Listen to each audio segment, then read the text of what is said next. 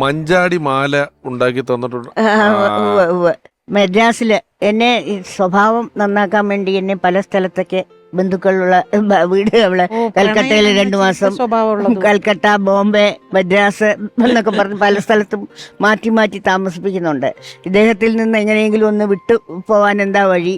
അപ്പൊ കൽക്കട്ടയിലൊക്കെ വേറെ പേരിലാ കത്ത്. മോഹൻമേന്റെ ഞാൻ പറഞ്ഞില്ലേ, മോനു നേരത്തെ പറഞ്ഞില്ലേ, അവന്റെ അമ്മയും അച്ഛനും അവരെല്ലാവരും അവിടെയാണ് താമസിക്കുന്നത്. അപ്പോൾ അവിടേക്ക് കത്ത് വരുമായിരുന്നു.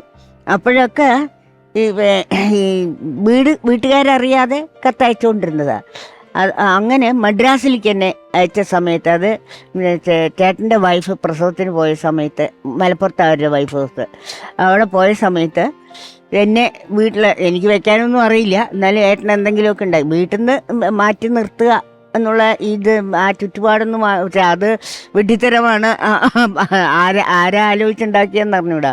എവിടെ പോയാലും കത്തെഴുതാന്നുള്ളതിനെ പറ്റി ആരും ആലോചിച്ചില്ല. എന്നെ അവിടെ കൊണ്ട് നിർത്തി. അപ്പോൾ അദ്ദേഹത്തിൻ്റെ സിസ്റ്റർ മാരേജ് ചെയ്തിരിക്കുന്ന IIT chemistry head of the ഡിപ്പാർട്ട്മെൻറ്റായിട്ട് റിട്ടയർ ചെയ്ത അമ്മാവൻ്റെ മോൻ തന്നെ.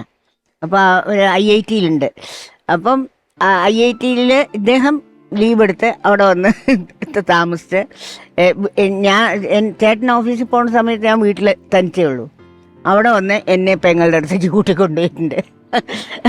അങ്ങനെ വന്ന സമയത്താണ് ഈ പരിപാടിയൊക്കെ. എന്നിട്ട് അവിടെ വെച്ചാണ് എനിക്ക് ആ ചേട്ടൻ്റെ വീട്ടിൽ വെച്ച്, അത് എള്ളയമ്മൻ കോവിൽ എന്ന് പറഞ്ഞിട്ടൊരു കോവിലില്ലേ, അതിൻ്റെ അടുത്താണ് ചേട്ടൻ്റെ വാടകയ്ക്ക് താമസിച്ചിട്ടുണ്ടായിരുന്നത്. അവിടെ വെച്ച് ശരിക്കും അത്ഭുതം തോന്നും.